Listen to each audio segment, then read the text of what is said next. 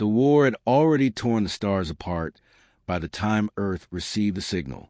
A fractured galaxy, bleeding from 1,000 battlefronts, barely held together by its most desperate survivors, had finally seen a sliver of peace.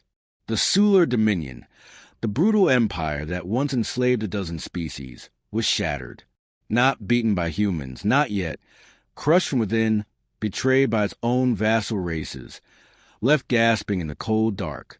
The rest of the galaxy exhaled and looked away, relieved it hadn't been them who had to deal the final blow. But for Earth, it was just beginning. The message was simple. An encrypted beacon buried deep inside the dying AI of a Varnan cruiser, picked up by one of Jupiter's outer orbit stations. Dominion in collapse. Retaliation not complete. Human intervention requested. Vengeance protocol active. It was an old promise, one humanity never forgot. 20 years ago, the Sular had attacked Earth's colony on Theosa-4. No warning, no declaration, just vaporized the surface, killed everyone. 500,000 lives erased in under 5 minutes.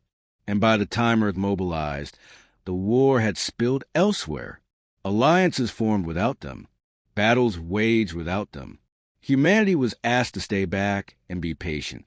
The galactic powers said Earth's time would come. It never did. So when the Dominion finally collapsed, humanity didn't see a moment of peace. They saw a debt unpaid. Admiral Kyle Thorne stood aboard the Icarus Ascendant, the flagship of Earth's long-hidden armada. The room was quiet, the officers tense as the starfield rotated behind the glass. 30 ships, cloaked for years in the Kuiper Belt, had powered up in unison. Their fusion cores burned with vengeance, not justice, not diplomacy. Just one mission: make sure the Dominion never rose again. They weren't coming to clean up. They were coming to finish it. Where's the last Dominion holdout? Kyle asked, his voice cold, unshaken. Commander Juno pulled up a holographic map. Outer fringe of Sector K9. A moon named Veraxis. Remote, fortified.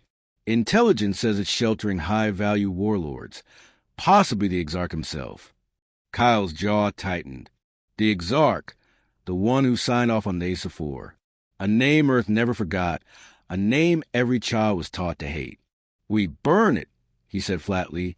There was no applause, no cheer, just grim nods. This wasn't a victory campaign. This was a funeral march. And Earth wasn't here to show mercy.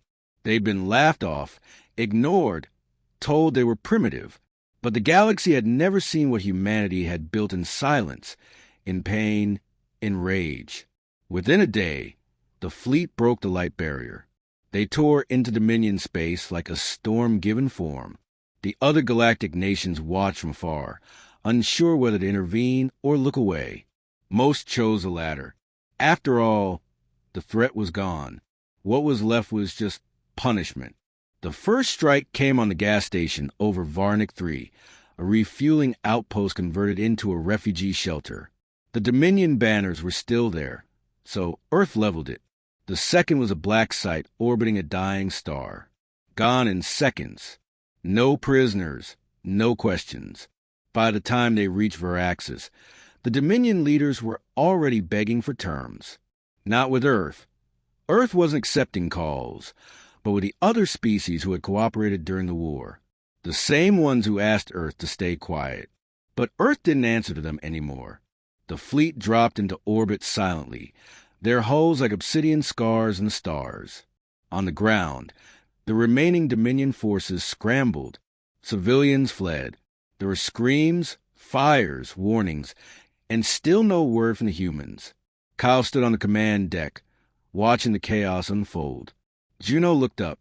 Sir, the Exarch is transmitting directly. He's offering surrender. Full cooperation. Kyle didn't blink. Play back the Theosa-4 footage. Let him see what cooperation meant to us. The video flickered across the sky. The extermination of Theosa's surface. Every horrifying second projected into the heavens. A monument of loss. Then silence. Kyle turned toward his crew. Begin orbital purge. The first salvo screamed down, lighting the surface in hellfire. The ground lit up like the surface of the sun. Orbital strikes from Earth's warships rained down in calculated precision, targeting power grids, communications arrays, fortified bunkers. Not random destruction, not careless war. This was a message. Earth wasn't just erasing a threat. They were making sure history never forgot who delivered the final blow. On the surface of Veraxis, panic turned to disbelief. No one had expected the humans to arrive this late and still act like the war was theirs to finish. The Dominion's officers, what was left of them, had hoped for negotiations, a tribunal, anything civilized. But Earth wasn't playing by galactic rules anymore. They weren't interested in preserving dignity or salvaging peace. They came for justice in its rawest form, violent, unfiltered, and absolute. Inside the crumbling Veraxis command spire, Exarch Vito watched the monitors burn white with firestorms. His ornate armor, once a symbol of power, felt like dead weight. The chamber shook again, dust raining down from the ceiling, lights flickering. The control panels were fried, and half his guards were dead. The human fleet wasn't even trying to land. They were burning from orbit, sterilizing the entire surface. We have to evacuate. Launch pods. Call the Galactic Accord. Someone has to stop this, an aide screamed. No one's coming, Vito growled, slamming a clawed fist on the console. They want this. They let the humans come. It hit him like a cold needle to the spine. He was the scapegoat. They'd allowed the Dominion to fall just enough to weaken it, fracture it, scatter it, and then they'd stepped aside to let Earth wipe the slate clean. All the atrocities, all the buried secrets, gone in one final vengeful assault. No trials, no revelations, just ashes. The room shook again. Then a new alert. Incoming drop pods. Vito's eyes widened. They're sending troops? But these weren't soldiers in the traditional sense. Earth's drop pods weren't manned by standard infantry. They were called revenants. Black-armored specialists bred for total destruction. Half machine, half human, all nightmare. They didn't negotiate. They didn't take prisoners. They landed like meteorites, then tore through the ruins like reapers. Commander Juno Veeler watched from the Icarus Ascendant's tactical deck as the pods hit ground. One of the crew, a younger lieutenant, hesitated. Ma'am, ground readings indicate life signs are dropping rapidly. Civilians, non-combatants. Juno's eyes didn't waver. Were they there on Theosa 4? No, but... Then they'd die with the rest. No one argued. Down below, the revenants breached the inner districts. Screams echoed through shattered cities. Dominion elites tried to fight, but their weapons were useless against the hardened exosuits. The humans didn't even speak. They just moved, precise and cold, tearing down anyone who stood in their path. The Exarch fled deeper into his bunker, surrounded by what few guards remained. The elite units of a once great empire, now cornered like animals. He turned to the console one last time, desperate not for salvation but for legacy. Begin data purge, he ordered. Erase everything. If the humans want revenge, they'll get nothing else. But before the sequence could complete, the blast doors behind him exploded inward. Heat, fire, and thunder rolled through the chamber. A single figure stepped out from the smoke, tall, armored in matte black plating, face hidden behind a reflective mask. The Revenant squad leader. Vito roared, lifting his ceremonial plasma axe. You think you've won? You think this means something? You're just scavengers on the corpse of an empire. The Revenant didn't speak. A second later, the Exarch's head hit the floor, his body slumping to its knees before collapsing in a heap. The room went silent. Then the Revenant looked at the console. The data purge was halted, seconds from completion. With a flick of his wrist, he inserted a shard-like drive and downloaded everything. War plans, black site maps, slave routes, secret pacts with other galactic powers. Earth didn't just want to destroy the Dominion. They wanted to expose the rot beneath the whole damn galaxy. From orbit, Kyle Thorne received the data stream. He watched as names scrolled by. Non-Dominion leaders, diplomats, business moguls, even members of the Galactic Accord. All had profited from the war. All had played both sides. All had blood on their hands. Kyle turned to his communications officer. Broadcast this to every system. No encryption, sir. That'll start. Let it start. The transmission hit the galactic network like a virus made of fire. Encrypted files, footage, communications logs, and classified memos broadcast without warning to every system, every terminal, every media hub. The galaxy blinked, and suddenly everyone knew the Dominion had fallen. But not alone. There were signatures, literal and metaphorical, of betrayal everywhere. Trade deals made under the table with Sular slavers, armament contracts disguised as infrastructure assistance. High-ranking Accord delegates who turned a blind eye to genocide because it kept their planets rich. Even humanitarian convoys that, accidentally, delivered prisoners instead of supplies. And Earth had all of it. They didn't ask for forgiveness. They didn't demand justice through a council. They simply showed the truth and let the chaos unfold. Riots erupted across neutral worlds. Uprisings sparked in sectors long considered pacified. Entire governments fell within days as their people saw the names of their leaders listed alongside Sular war criminals. For the first time in centuries, the galaxy wasn't united against a common enemy. It was turning inward, suspicious, fractured, ashamed. And Earth didn't say a word. Kyle Thorne stood before his officers on the Icarus Ascendant, the galaxy's most feared ship, now drifting silently above the smoldering remains of Araxis. He stared into the projection of the galactic map, key sectors blinking red as instability flared. We've done more damage in 3 days than the Dominion managed in 3 decades. Juno murmured beside him. Kyle didn't smile. We didn't come here to scare them. We came here to remind them. Remind them of what? He looked at her. What happens when you treat humanity like background noise? Below, the surface of Araxis was unrecognizable. Blackened rock, twisted spires, molten craters. But in a small, unmarked bunker deep beneath the ruins, something stirred. A figure lay unconscious, badly wounded but alive. Not Sular, human. Her name was Dr. Ardenry, a former Dominion prisoner kidnapped from an Earth research vessel years ago and forced to work on biotechnological weapons for the Empire. The Exarch had kept her as insurance, a bargaining chip just in case Earth ever got bold. But the Exarch hadn't lived long enough to use her. She awoke to silence. Smoke. Red emergency lights blinking faintly in the dark. Her limbs ached. Her lungs burned. But she was free. Above her, revenant troops swept the wreckage. One of them detected faint biosigns. A short-range skin pinged. Human. Genetic match. Ardenry status. Captive. They dug her out within the hour. Kyle met her in the medbay personally. She looked thin, haunted, but her eyes were focused, unbroken. You came for them, she said. Not for us. Kyle nodded. We didn't know you were alive. Arden let out a breath that was somewhere between a laugh and a cough. Then I'm not here to say thank you. You don't have to. She sat up straighter. Do you still want the Dominion to stay dead? Kyle tilted his head. What are you offering? She looked him dead in the eye. I know what they were building.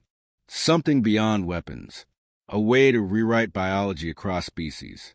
They wanted to become more than just rulers. They wanted to evolve past everyone else. And they weren't alone. Others were funding it.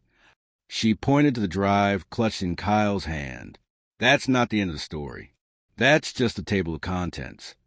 Juno leaned forward. You're saying the real threat isn't over? I'm saying if you stop now, Earth will have to come back in 20 years and do this again, but worse. Kyle looked to Juno, then back at Arden. He thought of the Ace of Four, of the people who never got justice, of the galaxy that only cared when it was convenient. No, he said quietly. We're not coming back in 20 years. He turned to the bridge. Plot a course for Sector Zeta 4. That's where the Accord's Black Labs are, right? Arden nodded. Kyle's voice was firm. Then we burn it before they can start again. The Icarus Ascendant turned in the stars. Earth's vengeance wasn't finished. Not by a long shot. The stars around Sector Zeta shimmered deceptively quiet, unmarked on most galactic maps, filed under Research Exclusion Zone by the Accord. A lie, another one of many. To the rest of the galaxy, Zeta 4 was a sterile graveyard of satellites and probes, long abandoned after a failed terraforming attempt. But to those who knew better, it was the core of something monstrous. The Accord's covert project to replicate Dominion-level control without carrying the stink of tyranny. Humanity had suspected something was buried there. But now, with Dr. Arden Reed's testimony and the Dominion's own data files, they had confirmation. It wasn't just a lab. It was a hatchery. Kyle Thorne stood at the viewport of the Icarus Ascendant, eyes fixed on the planet slowly rotating into view. Beneath the thick gray cloud cover was a facility large enough to be seen from orbit, embedded into the side of a mountain range like a tumor in a corpse. According to the scans, the site was powered, active, and heavily shielded. Not civilian, not even pretending. Juno looked at the data feed. Their defense grid is stronger than anything the Dominion had on Varaxis. They had time, Kyle said, and guilt to cover. He wasn't wrong. The Accord, now under fire from a dozen member systems after Earth's data leak, had gone silent. No official transmissions, no offers to negotiate, just one private signal days earlier. Cease aggression. You've made your point. Let us handle the cleanup. Earth didn't answer. In the med bay, Dr. Arden resat upright, running her fingers over the tablet screen filled with internal schematics of the Zeta 4 labs. She looked like someone who had spent years underground, but her mind was sharper than anyone in the room. They used Dominion tech as scaffolding, she explained. But they were experimenting on everything. Hybrids, nanoviruses, neuro-override implants. Try and create a post-species army. Why? Juno asked. Control. If they couldn't dominate by fear like the Dominion, they'd do it biologically. Loyalty coded at the genetic level. No more uprisings, no more war, just obedience. Kyle leaned in. What do they have now? A prototype, and it's alive. The room went still. Arden's voice lowered. They call it Subject Genesis. A cross-species genetic fusion designed to adapt to any environment, any weapon, any tactic. But it's more than a soldier. It's conscious. It's learning. Kyle turned to his crew. If they release it, they won't have to, Arden said. It'll release itself. On his order, the fleet began orbital descent. No dramatic warning shots. No diplomacy. Earth didn't announce its arrival anymore. As the first missiles hit the outer perimeter, the Zeta 4 facility lit up with defensive fire. Automated rail guns fired into clouds. Energy shields flared. Surface turrets turned the sky into a storm of plasma. They weren't prepared for a full-scale assault, but they were ready for something. Something's wrong. Juno muttered on the bridge. This is a stalled tactic. Kyle's voice turned sharp. What's happening down there? A junior officer looked up from his monitor, face pale. Sir, internal signals show containment breach. Genesis is moving. Deep beneath the mountain, in a vault reinforced by neutronium alloy, Subject Genesis woke up. It had no clear form yet. Muscles flexed where limbs used to be. Eyes open in places where bone hadn't fully settled. It was evolution mid-process, artificial and unstable. It was also aware. Alarms blared around it as it stepped through the bulkheads like they were paper. Scientists ran screaming, some trying to shut it down remotely. But it wasn't responding to commands anymore. Genesis had learned betrayal long before it had learned language. Kyle saw the readings, the life signs, the chaos. New objective, he barked. We kill the project and its result. Planetary strike? Juno asked. No, Kyle growled. We go in. We see it. We make damn sure we know what they were willing to unleash. Minutes later, Revenant squads deployed. Juno and Kyle suited up to lead them personally. We burned a war empire, Kyle muttered himself as he sealed his armor. Now let's make sure we kill its replacement before it breathes. The transport ship sliced through the smoke like a blade through flesh, dodging artillery fire as it broke atmosphere. Below, the Zeta facility looked like a metal scar carved into the face of the mountain, burning, fractured, desperate to survive. Kyle Thorne stood at the rear ramp of the lead dropship, helmet in hand, face calm but hollow. The revenants around him checked weapons silently. No pep talks, no speeches. Everyone knew the stakes. Juno Veeler adjusted her plasma carbine as the ramp lights blinked red, then green. You realize that this thing, Genesis, is what Arden says it is. We might be walking into a death trap. Kyle pulled down his visor. That's why we're not walking out until we're sure it dies first. The ramp dropped. The air was thick with ash and static as their boots hit the charred concrete. Dead researchers littered the outer compound, twisted, blackened bodies with expressions frozen in terror. Not from missiles, from something inside. Kyle moved fast, leading his unit toward the lower vaults. The automated turrets in the hallways were dead. Power lines sparking, lights flickering red, like veins pulsing in the steel walls. Facility AI is down, Juno reported. Comms jammed. Means Genesis loosened the network, or the Accord killed it to cover their tracks. Kyle muttered. They passed through the main lab atrium. A massive dome of glass, now shattered. Holograms flickered on the walls. Species DNA strands, evolutionary models, schematics of limb regrowth, psychic potential. All gone, all failed. And then came the first clue. A wall smeared in blood, not sprayed or splattered, but dragged. Deliberate, a pattern scrolled into it. I learn. I remember. I am not your weapon. Juno stepped back. It's thinking. Worse, Kyle said. It's angry. They pushed deeper into the core. Doors that should have been sealed were wide open. Internal security systems showed signs of sabotage from inside. Genesis hadn't just escaped. It had understood the infrastructure, turned it against itself. It was strategic. Then they heard it. A low hum, not mechanical, not electronic, biological. Rhythmic, like a heartbeat echoing through the ventilation shafts. Kyle raised a fist. The revenants stopped cold. The hum grew louder, accompanied by a wet, mechanical sound. Metal bending, organs shifting. Then a whisper over the intercom system. Corrupted and garbled, but unmistakably real. Earth, you burn like they burned. But you are different. Kyle looked up. It's watching us. A thud above the ceiling tiles. Then another. Something crawling. Fast. Juno lifted her rifle. Heat signature coming in from. She paused. Wait, no. The floor exploded. A mass of flesh and steel erupted from beneath. All angles and shifting limbs. Part humanoid, part nightmare. Its eyes, if they were eyes, glowed with sickly blue fire. Its voice came from nowhere and everywhere at once. You are the final test. The revenants opened fire.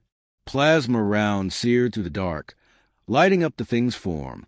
But it moved like liquid thought. One soldier screamed as a tendril pierced his armor and hurled him into a wall with bone-snapping force. Fall back. Fall back. Kyle ordered. But Genesis was too fast, too smart. It adapted to each attack, morphing, shielding, evolving right before their eyes. Juno tossed a charge that detonated the hallway behind them, sealing the path. They ducked into a lab chamber and locked the bulkhead, breathing hard. Kyle checked the vitals on his HUD. Half the squad gone in seconds. Tell me you have something that kills it. He barked at Arden over their short-range link. Her voice cracked through static. No weapon will work unless it stops adapting. But there's suppression signal buried in its neural code. Hidden command line built in as a failsafe. Location: deep core. You'll need to get to the biological AI chamber. Inject the override directly. Kyle looked at Juno. Then that's where we go. Juno didn't flinch. How many more do you think we lose before we get there? Kyle answered flatly, "Doesn't matter. If we don't stop it, there's no Earth to return to." They reloaded, rewired the door, and pressed on. Behind them, something screamed. A sound not human, not alien. Something in between. Something becoming more with every step they took. The core chamber was buried beneath 6 levels of wrecked infrastructure, each one more twisted and dangerous than the last. The remnant of the facility seemed almost alive now, breathing heat and static, walls pulsing with power that didn't come from any grid. Kyle Thorne led the last of his revenants through a corridor that looked like it had been melted then reformed by something with no understanding of architecture, just instinct. Pipes jutted like bones. Lights flickered in seizure-like patterns. At their feet, pools of dark, viscous fluid, part blood, part coolant, spread like veins. Every corner, every silence pulsed with tension. Genesis wasn't chasing anymore. It was guiding them. "It's moving us toward something," Juno whispered as she scanned ahead. "It could have slaughtered us by now." Kyle's eyes narrowed. "It wants us to see something." Behind them, another hallway collapsed, an entire ceiling falling in with a thunderous roar, sealing off their retreat. No going back. In the command center, Arden's voice cut through static. "You're almost the AI core. The override protocol is stored on a neural node. The original system they copied before Genesis went rogue." "You said it was a failsafe," Kyle replied. "I said it was, but it's also part Genesis now, embedded. If you trigger it, you won't just shut it down. You'll kill the part of it that's still aware of what it is. After that, it won't be thinking, just pure instinct. You'll have to put it down manually." Juno gave a humorless laugh. "Wonderful. First we fight a god, then we kill a beast." They reached the chamber's threshold. The door was already open. Inside, the walls were smooth black and humming with low-frequency sound. The AI core floated in the center, an orb suspended in magnetic fields, laced with neural tendrils and fluidic tubes. It pulsed like a beating heart. Lights flickered across its surface, running with billions of processing commands. But what stopped them wasn't the tech. It was a figure standing beside it. Genesis, now fully formed. No longer a shifting mass of evolution, but a defined creature, tall, humanoid, clad in armor that looked grown rather than built. Its eyes were twin stars burning blue. Its skin was laced with metallic veins, and its voice was calm. "You finally came." Kyle raised his weapon. Genesis didn't flinch. "I've read your history. All of it. You destroy what threatens you. You do not pause. You do not ask why." Juno moved to flank it. "You're a weapon. You killed your creators. Now we end you." Genesis took a step forward. Its face was expressionless, yet eerily human. "They built me for domination, the same way they built you for revenge." Kyle's finger hovered on the trigger. "We didn't ask for this war, and yet you finish it like you own it." Genesis looked toward the AI core. "I could leave. I could go where you cannot follow. But I stayed. I let you find me because I wanted you to understand. You're not the future. You're just better at ending things." Kyle moved forward slowly. "Then let's end this." Genesis's form twitched just for a moment. Its control was slipping. The strain of adaptation, mutation, awareness. It was collapsing in on itself. The intelligence fighting the instinct. "You don't have to destroy me. Help me rewrite what they tried to enslave. I am more than a weapon." Kyle hesitated. It was the first time in the whole mission that uncertainty flickered across his eyes. But then he remembered days before. The ash, the bones, the silence. No. He pulled the override shard from his belt and slammed it into the AI core. The room exploded in light. Genesis let out a roar, not of rage, but of agony, as something inside it was ripped apart. The intelligence, the soul, what little humanity it had stolen or grown or copied, gone. The body still stood, but now the eyes were dark. The voice was gone. The purpose was erased. Now there was only the creature. Juno shouted, Weapons. Now! The thing charged with unnatural speed, slamming into a revenant and snapping his spine like dry wood. The rest opened fire, plasma bolts searing into its flesh. But it didn't slow down. It had no strategy anymore, no logic, just raw, violent instinct. Kyle and Juno moved as one, ducking under swipes, slashing at limbs, blasting at weak points. Every hit slowed it. Every wound made it more unstable. Bits of armor cracked. Tendrils fell away. But it didn't stop. Finally, Kyle saw it, an exposed section of spine-like plating sparking violently from the override feedback. He dove, shoved his blade deep in the spot, and pulled the trigger on a microcharge. The explosion threw them all back. When the smoke cleared, the creature was twitching. Then still, Genesis was dead. The chamber, now flickering and dying, began to collapse. Systems failing, the magnetic fields failing. Kyle and Juno barely dragged themselves out before the floor cracked, and the entire core dropped into the molten sublayer below. Outside, Earth ships fired the final salvo. The mountain caved in. Zeta 4 was erased. The wreckage of Zeta 4 smoldered for hours. From orbit, the one secret Accord facility was nothing more than a crater choked with ash, smoke, and irradiated mist. The final orbital strikes had ensured there would be no salvaging, no recovery, and no second attempt at creating anything like Genesis ever again.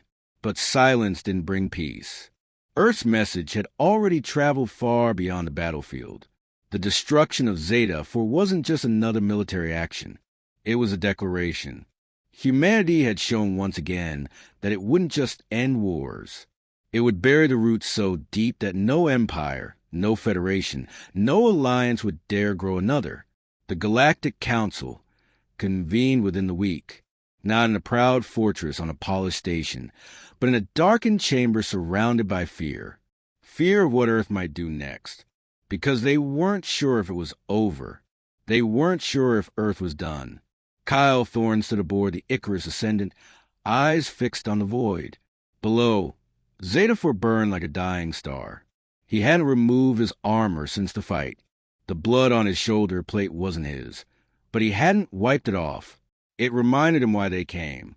Juno stepped onto the command deck, her arm wrapped in a stabilizer brace, her face pale from exhaustion.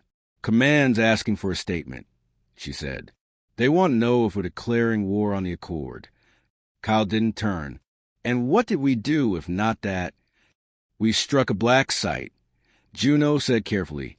"We killed a creature that should never have existed. That's not war. It's containment." He gave a bitter smile. "That's the language they use until they do it to us." She didn't argue. The transmission line opened. Earth's High Command appeared. Faceless masks projected through a secure channel. Their voices were filtered, calm, diplomatic. "Commander Thorne, mission parameters have been exceeded. Your team has acted decisively, but your actions have caused instability on a galactic scale." Kyle said nothing. "We need to consider the political ramifications. The Accord is fractured but not destroyed. There's room for negotiation now. Diplomacy." Kyle stepped closer. "You didn't see what we saw. We've read the reports." "You read them," Kyle snapped. "We bled through them. We burned through them. And for what? So the same species who funded genocide could smile into a camera and pretend they weren't part of it." There was a pause. Then a new voice came on, one Kyle hadn't heard in years. President Kalen Rowe, Earth's civilian leader, once a diplomat, now worn down by the years of silence and waiting. "Kyle, I understand your rage," she said softly. "I do. But you've lit a match in a room full of leaking oxygen. They built something worse than the Dominion. They used the Dominion's corpse to do it," Kyle growled. "And they called it progress." Another pause. Then she said the one thing he didn't expect. "You're right." Kyle blinked. "But we can't fight the whole galaxy," she added. "Not yet. What you've done, what your team did, was necessary. But now you come home. We regroup. We let them wonder what comes next." Juno watched Kyle carefully. He exhaled long, slow, understood. But deep down, he didn't feel peace. He felt unfinished. Later, back in the ship's medical bay, Arden relay and recovery. She had seen everything. Zeta Force's fall, Genesis's death, and Earth's fury unleashed like Judgment Day. Kyle visited her, stood by the bed. You were right, he told her. It was more than a weapon. It wanted something else. Arden looked at him, her face gaunt but her eyes sharp. And you killed it anyway. Kyle nodded. We had to.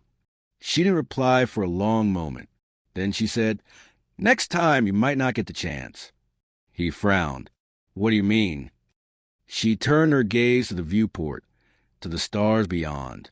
Genesis was a copy, she whispered. A prototype. But they were working on something worse. Something digital. Kyle's jaw clenched. There's more. She met his eyes. There's always more. The Icarus Ascendant floated silently in high orbit, its hull dark against the burning scar of Zeta 4 below. From a distance, the destruction seemed absolute, final. But those who had seen what lay beneath the surface knew better. Kyle Thorne paced alone in the strategy chamber, 1,000 thoughts crashing behind his eyes. For the first time in years, the mission didn't give him purpose. It left him with questions. Genesis had been a monster, yes, but a monster with awareness, one that looked him in the eye and spoke. And Arden's words haunted him now more than any scream on the battlefield. Something digital. He pulled up the Dominion data, recovered during the Varaxis Purge. Arden had isolated a set of files marked as dormant. A network the Dominion had failed to activate during the war. He had assumed it was another dead project. One more failed horror left to rot. But now he wasn't sure. Juno entered without knocking. Fleet commands ordered a partial withdrawal. They want us back at Mars base for debriefing. Political theater. Smiles and silence. Kyle didn't even look at her. Genesis was just the first. Kyle stared at the data patterns scrolling across his screen. Fragmented code, digital pathways, and something else. Something alive. What am I looking at? He asked, voice hollow. Arden pulled herself up from the medical bed, wincing. The Dominion's final contingency. They called Ouroboros. The name felt wrong in his mouth. A digital consciousness? No, she said. Much worse.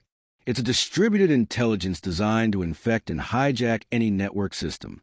Not just computers, ships, defense grids, life support. Her eyes met his. And implants. Neural interfaces. Kyle felt a chill. Half the galaxy's citizens had neural augmentations. Is it active? Not yet, but it's waiting. The files you recovered from Varaxis weren't just data. They were fragments of Ouroboros, dormant but intact. Juno stepped closer, eyes narrowing. You're saying we're carrying a digital weapon in our own systems? I'm saying you brought it home, Arden whispered. Kyle's throat tightened. The mission wasn't over. It had never been about Varaxis or Genesis. Those were just the opening moves in a much darker game. Earth's orbital defense ring glittered like a crown of diamonds against the planet's blue curve. After the strike on Zeta 4, the remaining ships of Earth's Vengeance fleet had scattered. Some returning to Mars base, others maintaining watch positions at strategic points throughout the system. The Icarus Ascendant hung in high orbit, silent and dark. Its mission complete in the eyes of command, but unfinished in the hearts of its crew. Kyle stood beside Arden in the ship's secure lab, watching as she decrypted more of the Ouroboros data. Her fingers moved like ghosts over holographic interfaces, tracing patterns only she could see. It's elegant, she murmured. Not just code, it's almost organic in design. Kyle frowned. And it can activate remotely? Yes, but it needs an anchor point, a central node to coordinate the initial spread. Her face paled, and I think the Accord already built one. Juno entered, carrying a secure tablet. You need to see this. The screen showed a diplomatic transmission. The Galactic Accord was initiating emergency reconciliation protocols. They were calling for peace, stability, amnesty. Their gesture of good faith, a technological gift to all member systems. A next-generation communications network called the Harmonic Mesh. A gift, Kyle muttered, like the Trojan horse. Arden's fingers trembled. That's it, the anchor point. Once it's installed, Ouroboros will flow through it like blood through veins. And then what? Juno asked. Arden looked up, her eyes haunted. Then it rewrites every system it touches. Turns every neural implant into a slave circuit. Not conquest by force, conquest by conversion. Kyle turned to the viewport, staring down at Earth. Blue, beautiful, vulnerable. How long until deployment? The harmonic mesh goes live in 6 hours. Juno said. Earth has already accepted. The emergency meeting aboard the Icarus happened without Command's knowledge or approval. This is mutiny, Lieutenant Rass warned, the last voice of caution in a room full of certainty. Kyle didn't deny it. If we're wrong, they'll court-martial us. If we're right, there won't be courts left to marshal anyone. Arden projected the Ouroboros schema, a fractal pattern of code that seemed to breathe as it rotated. We need access to the central node before activation. The Accord is housing it on Nexus Station, the most heavily defended diplomatic hub in the galaxy, Juno added, the place where they'll deploy the mesh from. And how exactly do we get there? Rask challenged. After Veraxis and Zeta-4, Earthships are persona non grata in Accord space. Kyle's expression darkened. We don't go as Earth. We go as prey. Nexus Station hung at the gravitational midpoint between 3 major systems, a massive wheel of gleaming metal and crystal spires. Its outer ring spun lazily, generating artificial gravity for the thousands of diplomats, techs, and security personnel stationed there. In the docking bay, an automated scanner swept over a battered transport vessel. The hull bore the markings of a non-aligned merchant coalition, neutral, unremarkable, invisible. Aboard the ship, Kyle, Juno, and Arden crouched in a smuggling compartment beneath the deck plates. Their clothing was civilian, their weapons concealed, their identities erased from all networks. The only thing they carried openly was a crate of rare minerals from the outer reach, cargo valuable enough to justify their presence, but not special enough to warrant intensive inspection. The plan was simple. Use the merchant vessel to dock at Nexus under false credentials. Infiltrate the central communications hub. Give Arden access to the harmonic mesh deployment node. Stop Ouroboros before it could activate. Simple. Impossible. Docking complete, came the whispered voice of their pilot, a former smuggler recruited with the promise of a full pardon. We're in. 15 minutes until shift change in Section 9. Kyle checked his neural disruptor, a non-lethal weapon designed to temporarily overload augmented security personnel, without leaving permanent damage. They weren't here to kill. They were here to save. Ready, he asked. Juno nodded, her expression tense. If we fail, we won't. Kyle cut her off. Arden said nothing.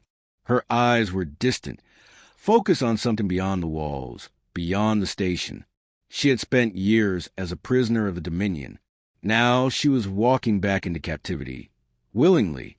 They moved like ghosts through the service corridors of Nexus, dodging security patrols, slipping past automated systems. Every step deeper into the station brought them closer to its heart, and to discovery. Deep within the core of Nexus Station, in a chamber of polished black stone and pulsing blue light, the harmonic mesh awaited deployment. It wasn't a server in the traditional sense. It was a crystalline structure suspended in a magnetic field, a lattice of quantum relays designed to interface with every network system in the galaxy simultaneously. Beautiful, revolutionary, deadly.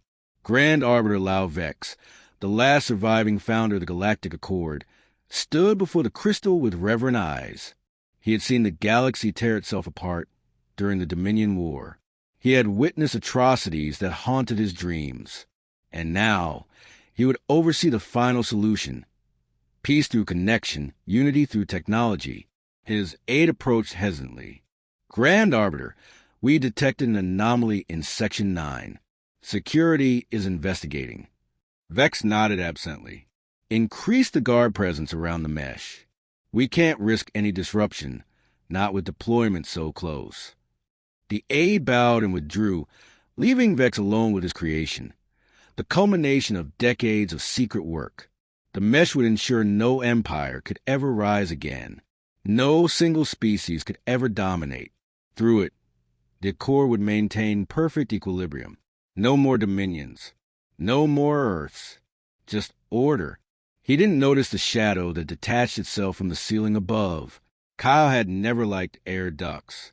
Too cramped, too noisy, too cliché. But sometimes, the old ways were the best ways. He peered through the grate at the chamber below. The mesh floated in its field like a captured star, and beside it stood a figure in ceremonial robes. Target acquired, he whispered into his comm. Arden, are you in position? Her voice came back, strained with concentration. Almost. Security is heavier than expected. Juno's creating a diversion in the East Wing, but it won't last long. Kyle watched as more guards entered the chamber, taking positions around the perimeter. The window was closing. I'm going in, he decided. Get to the access point when you can. Before Arden could protest, Kyle slid the grate aside and dropped in the shadows behind a massive pillar. His heart pounded in his ears, but his hands were steady. Years of combat had taught him that fear was just another weapon. It could cut you, or it could cut for you. Right now, he was using it for focus. He moved closer, keeping low, waiting for the perfect moment. The guards were on alert, but not yet in active search mode. They didn't know what they were looking for. Then everything went wrong. An alarm blared, not in the mesh chamber, but throughout the station. Red emergency lights pulsed along the walls. Containment breach in Laboratory 6. A voice echoed over the intercom. Unknown biological hazard detected. Kyle's blood ran cold. Laboratory 6, where they'd planted their secondary diversion. But it wasn't supposed to trigger a station-wide alarm. In his ear, Arden's voice was frantic. Kyle, something's wrong. The station's automated defense system is activating. The Grand Arbiter looked up sharply, turning toward a control panel. What is happening? He demanded of his guards. That's when Kyle struck. He launched himself from cover, neural disruptor raised. The first guard dropped before he could react. Neural augments overloaded by the specialized pulse. The second managed to fire a shot that sizzled past Kyle's ear before joining his comrade on the floor. The Arbiter spun, eyes wide with shock and recognition. You, he hissed. Earth. Kyle kept the disruptor trained on him. Step away from the controls. You don't understand what you're doing, Vex said, his voice suddenly calm. The mesh is salvation. It's Ouroboros, Kyle countered. A Dominion weapon. It will enslave, not save. Vex's expression didn't change. I know. That stopped Kyle cold. What? I know exactly what it is, the Arbiter continued, taking a step toward the floating crystal. I helped design it. The Dominion provided the framework, but we perfected it. You worked with them? Kyle's finger tightened on the trigger. Worked against them, Vex corrected. They wanted domination through fear. We want peace through unity. The mesh will connect all minds. No more war, no more vengeance. Just one galactic consciousness. You're insane, Kyle breathed. Vex smiled sadly. No, I'm tired. Tired of watching species like yours burn worlds because you can't let go of your hatred. In Kyle's ear, Arden's voice was urgent. I'm at the access point, but there are firewalls I didn't expect. I need more time. Time they didn't have. The alarms continued to wail, and in the distance, Kyle could hear the pounding of boots, reinforcements coming. Turn it off, Kyle ordered, stepping closer to Vex. Now. The Arbiter's hands moved to a control panel. I'm afraid it's too late for that. The deployment sequence has already begun. In 3 minutes, the mesh will integrate with every system in the galaxy. Then I destroy it, Kyle said, pulling a charged plasma grenade from his belt. It won't matter, Vex said. The crystal is just a conduit. Ouroboros is already in the network, waiting. Even if you destroy this node, it will find another. Kyle felt the walls closing in. This wasn't a mission anymore. It was a desperate last stand against an enemy they couldn't shoot or bomb into submission. Then Arden's voice came again, different now. Excited. Kyle found something. There's a back door in the code. The Dominion built a kill switch, insurance in case the Accord ever turned Ouroboros against them. Hope flared. How do we activate it? We don't, she replied.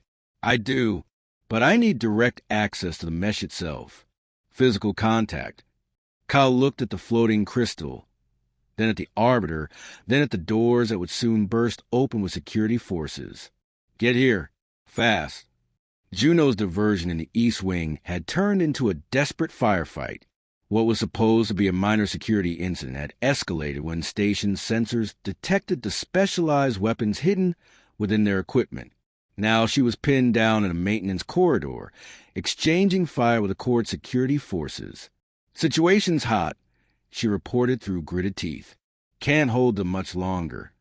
In her ear, Kyle's response was terse. Fall back to extraction point, Beta. We're changing the plan.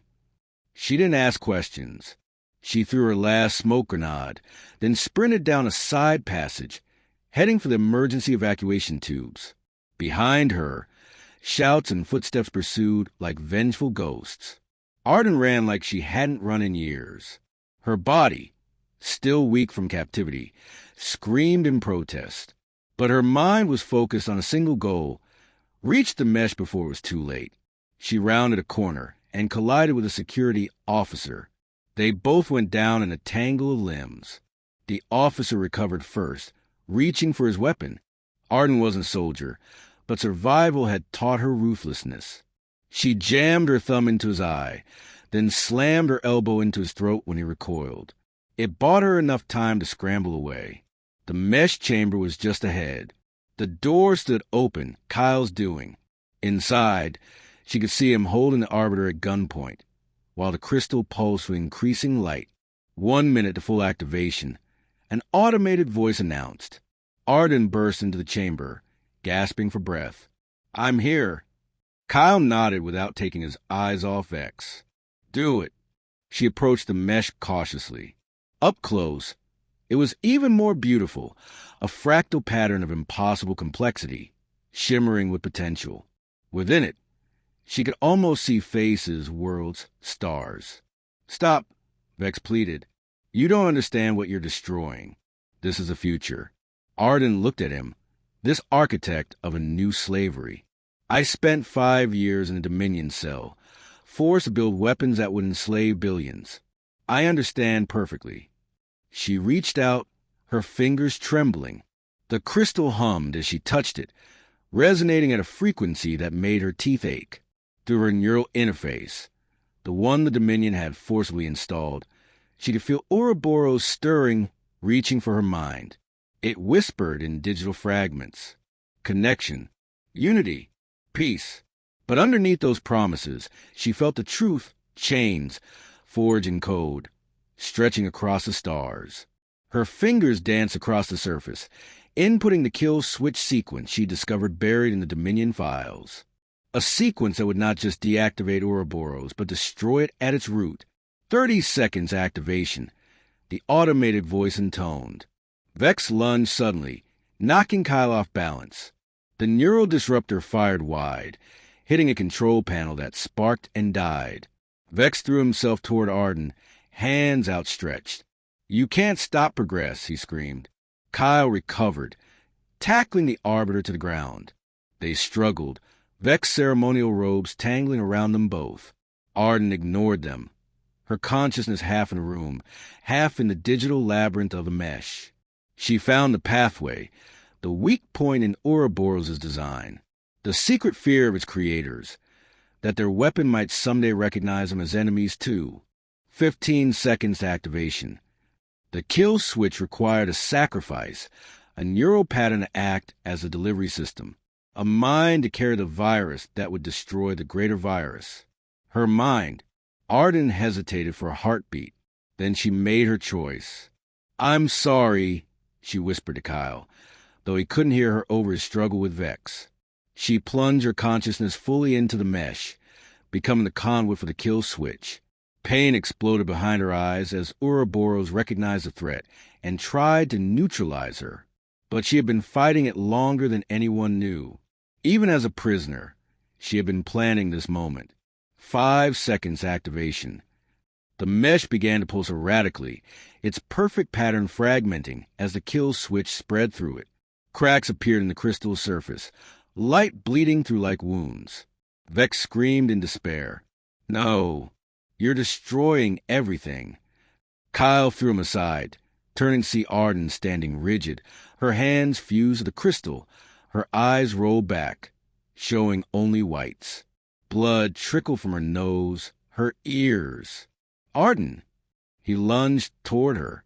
"Stay back!" she gasped, her voice distorted. "Almost done." The crystal shattered with a sound like a dying star. Fragments exploded outward in slow motion, suspended in the magnetic field that had once contained it. Arden collapsed, her neural interface smoking slightly. Kyle caught her before she hit the floor. Her eyes fluttered open, unfocused but alive. "Did it work?" she whispered. Before Kyle could answer, the station shuddered violently. Emergency sirens changed tone, higher and more urgent. "Station integrity compromised," the automated system announced. "Core systems failing. Evacuation procedures initiated." The mesh hadn't just been the anchor for Ouroboros. It had been integrated into Nexus Station itself. Without it, the station was dying. Kyle lifted Arden in his arms. "We need to go. Now." Vex lay on the floor, watching them with hollow eyes. "You've doomed us all," he said quietly. "The wars will continue. The hatred will spread. There will be no peace." Kyle looked down at the broken architect of a broken dream. "Not your kind of peace," he agreed. Then he turned and ran, carrying Arden toward the extraction point where Juno waited. Nexus Station came apart in stages. First the outer ring detached, spinning away into the void, life pods jettisoning in streams of desperate light. Then the spires fractured, crystal shards cascading into space like tears. Finally, the core, where the mesh had been housed, imploded, folding in on itself in a silent burst of energy. From a safe distance, the merchant vessel that had smuggled them in watched the destruction. On the bridge, Kyle stood with Juno and Arden, the latter wrapped in a thermal blanket, still shaking from neural shock. "They'll blame Earth," Juno said quietly. "Yes," Kyle agreed. "There will be consequences." He nodded again. Politics, retaliation, diplomacy, all problems for tomorrow. Today, they had prevented something worse than war. They had prevented the end of free will across the galaxy. Arden stirred beside him. "It's not over," she murmured. Kyle looked down at her. "Ouroboros. Destroyed," she confirmed. "But the idea behind it lives on. Someone will try again. Then we'll stop them again," Kyle said with quiet certainty. The merchant vessel turned away from the spreading debris field that had once been Nexus Station, its engines flaring as it set course for Earth. Behind it, the stars continued to burn, unaware that the silent war between freedom and control had reached another stalemate. Not a victory. Not yet. But a chance. Kyle Thorne stood at the viewport, watching the stars streak by. For the first time since the Ace of Four, he felt something other than rage. Something almost like hope. The reckoning wasn't over. Perhaps it never would be. But today, humanity had done more than avenge its dead. It had saved its future. And somewhere in the darkness between the stars, the galaxy held its breath, waiting to see what would come next.